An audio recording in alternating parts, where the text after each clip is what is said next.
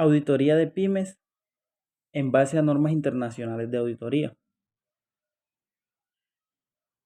Una de las primeras decisiones que un profesional de auditoría debe tomar antes de comenzar con el encargo de auditoría es determinar qué trabajo aceptar y cuál no, o si se debe continuar con la relación que se tenía con un cliente anterior, en base a una serie de tareas y consideraciones previas. Esto sucede debido a que no todos los encargados tienen la misma carga de riesgo al realizarse y no todos los clientes son confiables, por lo que debe ser evaluado con premura. Es mejor declinar una oferta de trabajo que puede ser problemática antes de asumir todos los riesgos que implique una mala decisión en este sentido y puedan llevar a gastar horas que no se puedan facturar, honorarios que no se puedan ver o cobrar, estrés por malgaste de tiempo, tanto del auditor como su equipo de trabajo, pérdida de reputación como consecuencia final, la posibilidad de que se planteen litigios. Con relación a las pymes, esto debe ser tenido muy en cuenta, ya que al no ser una gran empresa, puede que no cuente con el respaldo o los recursos suficientes para colaborar con la auditoría, por lo que las tareas previas deben ser más profundas, de mayor alcance, sobre todo en cuanto a la relación con el dueño de la misma. Existen entidades pequeñas que pueden requerir un encargado de auditoría. El problema surge con el dueño de esas empresas, que pueden tener instalados pocos o ningún control formal como tal, y por lo tanto sobrepasar o abusar prácticamente de todo. Cuando se dan estas situaciones, el auditor debe determinar si la ausencia de actividades u otros componentes del control podrían hacer imposible obtener evidencia suficiente y apropiada de auditoría. Si es así, debe buscarse su juicio profesional y determinar si debe declinar el encargado, o bien, en caso de aceptar el trabajo, emitir una opinión modificada en el informe respectivo. Debemos diferenciar dos tipos distintos niveles en la organización a auditar. Responsables del gobierno de la entidad, persona o personas u organizaciones con la responsabilidad en la supervisión de la dirección estratégica de la entidad y con obligaciones relacionadas con la rendición de cuentas de la entidad. Esto incluye la supervisión del proceso de miembros de la dirección. Dentro de la NIF 1 tenemos aspectos sobre la evaluación de riesgos al aceptar una auditoría, ¿sí? Además, la norma internacional de control de calidad en adelante en la NIF 1, en su parágrafo 26, establece la necesidad de que el profesional posee políticas y procedimientos para evaluar estos aspectos. En las pymes es muy importante medir el riesgo implicado en el encargado, el cual puede ser mayor que el grande empresarial, debido a diversos factores como limitaciones presupuestarias, bajos niveles de financiación, baja organización formal, no hay una gestión de recursos humanos. Para valorar el riesgo implicado, se deben plantear diversos interrogantes y líneas de investigación, entre las cuales podemos destacar comunicarse con un auditor anterior y establecer si hay razones por las cuales no debería ser el encargado, siempre que sea la primera auditoría a efectuar con el cliente en cuestión.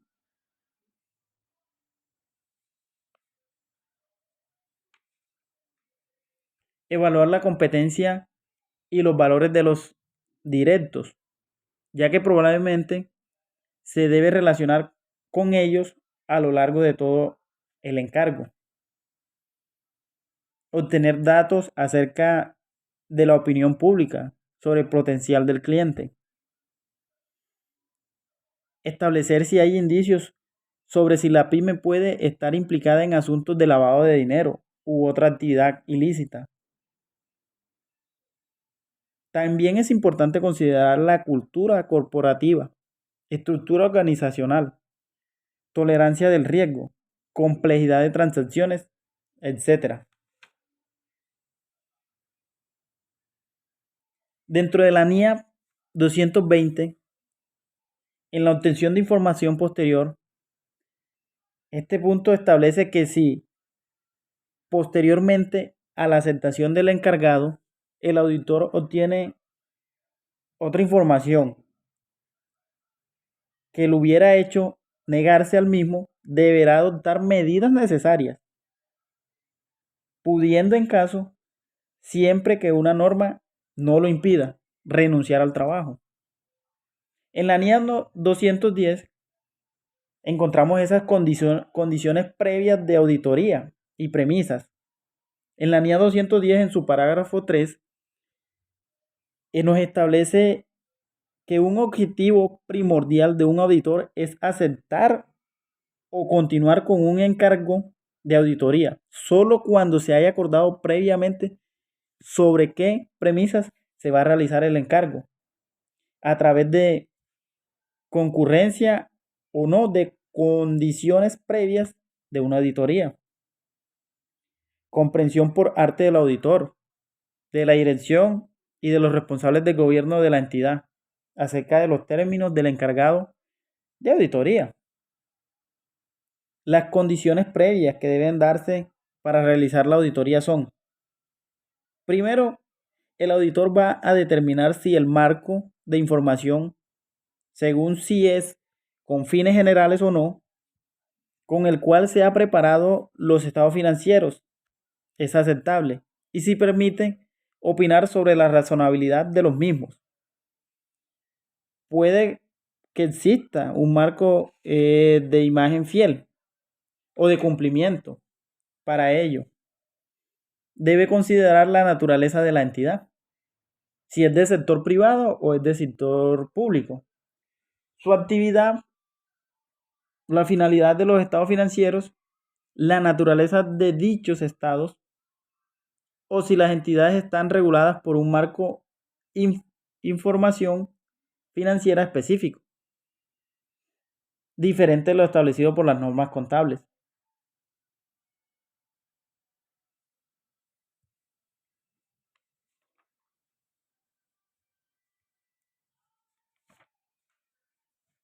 Auditoría basada en los riesgos. Tratando algunos puntos de la NIA 200, tenemos riesgos en auditoría. En la auditoría de los estados financieros, los objetivos del auditor son, de acuerdo al parágrafo 11, obtención de seguridad razonable de que los estados financieros en su conjunto están libres de incorrecciones materiales, para que permitan así al auditor opinar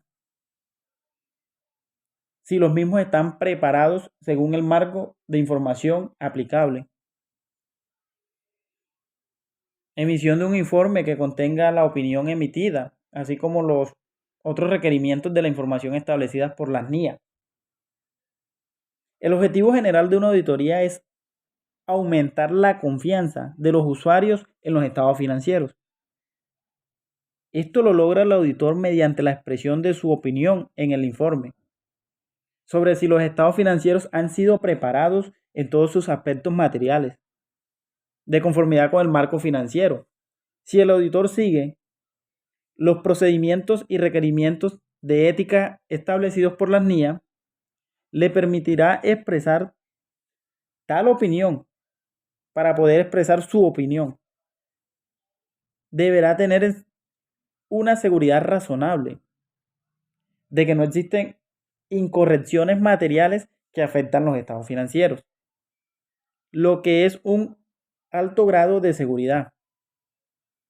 Puede lograrse mediante obtención de evidencias suficiente y válida de que el riesgo se ha reducido a un nivel aceptablemente bajo, pero no indica que se alcance total certeza de que no existe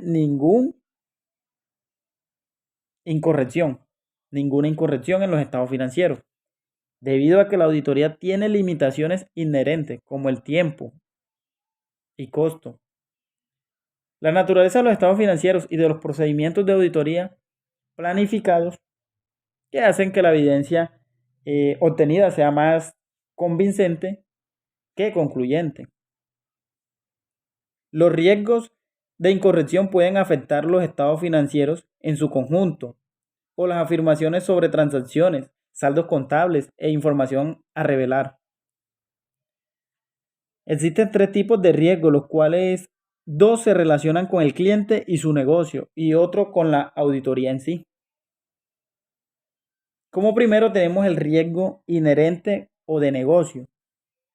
Es el riesgo relacionado a la actividad del sector como tal, en el cual se desempeña el cliente.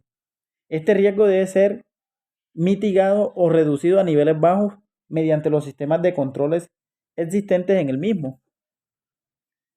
Como segundo tenemos el riesgo de control, que es la posibilidad de que algún riesgo inherente no sea detectado o corregido mediante alguna actividad interna de control del cliente. Estos riesgos que sobrepasan los controles internos son los que deben atacar el auditor mediante sus procedimientos.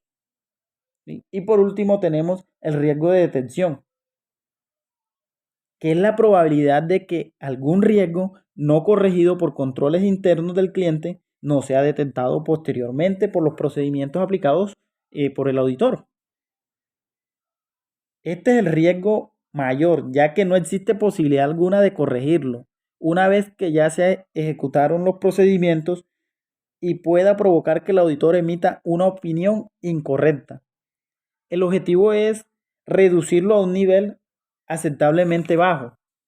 Ahora, en la mayor parte de los casos, la NIA no consideran los dos primeros riesgos por separados, sino que hace una valoración de ambos, considerando los riesgos de incorrección material conjuntamente. Sin embargo, el auditor sí puede hacer valoraciones de ambos riesgos por separado, dependiendo de las técnicas y las condiciones practicadas. Por lo general en las pymes no existen controles internos importantes que definan una conducta o modo de operar, por lo que es responsabilidad del auditor tener especial cuidado al momento de planificar un procedimiento de auditoría, ya que no es el mismo y debe mitigar y reducir a un nivel aceptablemente bajo el riesgo potencial. Tenemos un alcance de auditoría. Como dijimos, la tarea del auditor es opinar si los estados financieros están preparados de conformidad al marco de información aplicable, lo que implica que la opinión del auditor no incluye un juicio sobre la futura validación, viabilidad de la empresa, ni sobre la eficiencia o eficacia de los directores de gestionar el ente. Distinto es cuando la información es requerida por normas locales, lo que implicaría que el auditor deba ejecutar trabajo suplementario con el objeto de dar cumplimiento a las mismas. Componentes del riesgo en la auditoría. Vamos a analizar más profundamente los distintos elementos que componen el riesgo de auditoría. En el riesgo inherente, susceptibilidad de una afirmación a una incorrección material, ya sea individualmente o de forma agregada con otras incorrecciones, antes de tener en cuenta las posibles controles correspondientes. Incluye hechos y condiciones tanto internos como externos, que podrían generar incorrecciones materiales en los estados financieros. Las fuentes del riesgo pueden ser, entre otros, los objetivos de la naturaleza de operaciones, tamaño del sector en que opera y el entorno competitivo, regulatorio o económico, etcétera. Por ejemplo, pensemos en una empresa que realiza muchas cobranzas en efectivo. Por consiguiente, al finalizar cada día, tendrá una gran cantidad de dinero en su caja. Entonces, existe una gran posibilidad de que existan faltantes de dinero.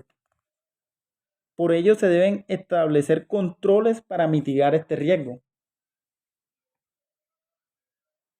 Tenemos también sobre el riesgo de control, de que una incorrección que podría existir en una afirmación y que podría ser material no sea prevenida, detectada o corregida oportunamente por el sistema de control interno de la entidad. Los controles son responsabilidades de la dirección y son diseñados con el objetivo de mitigar los riesgos inherentes. Los controles pueden ser generales. La actitud de dirección hacia controles es fundamental. Ambiente de control, sumando al compromiso de contratar personas competentes y la prevención del fraude. O específicos, en este caso, ¿sí? Pueden ser generales o específicos, y específicos se refieren a una transacción en particular o a un proceso en particular. Si continuamos con el ejemplo, podríamos establecer entonces dos controles. Uno general, que es reducir la cantidad de personas que tiene acceso a la caja, establecer uno o dos responsables a lo sumo y no más específicos, arqueos regulares. El riesgo que existe entonces es que en estos controles se vean vulnerados por no ser aplicados o hacerlo indebidamente por ello. El auditor debe aplicar sus procedimientos y reducir el riesgo de control. ¿Cómo enfrentar los riesgos según la NIA 200? Bueno, en la NIA 200 establece algunos preceptos a tener en cuenta para llevar a cabo la auditoría y hacer frente a los riesgos. Escepticismo profesional. Para planificar y ejecutar la auditoría, el auditor deberá reconocer que pueden existir circunstancias que supongan que los estados financieros contengan incorrecciones materiales y será aséptico ante tal situación. Juicio profesional. Aplicar su propia experiencia y juicio a lo largo de las etapas. Evidencia. Para alcanzar la seguridad requerida debe obtener evidencia y la misma debe ser suficiente y válida y adecuada. En la NIA, las normas internacionales establecen claramente los objetivos que se deben ir cumpliendo y los requerimientos a suplir a lo largo de la auditoría, por lo que debe ser tenidas en cuenta sobre todas las relaciones entre ellas, por lo que vamos a seguir una serie de pasos clave con el fin de cumplimiento. Conclusiones. El riesgo de que existan incorrecciones en los estados financieros debe ser el aspecto central a enfrentar durante una auditoría. Tanto en la planificación como en la ejecución es importante para el auditor no descuidar los factores de riesgo que hubiera detectado para evitar una conclusión errónea sobre su encargo. Es significativo resaltar esto debido a que la mala conclusión deriva de un encargo mal realizado, lo que puede perjudicar no solo el cobro de tal trabajo, sino provocar una pérdida de futuros encargos. Muchas gracias.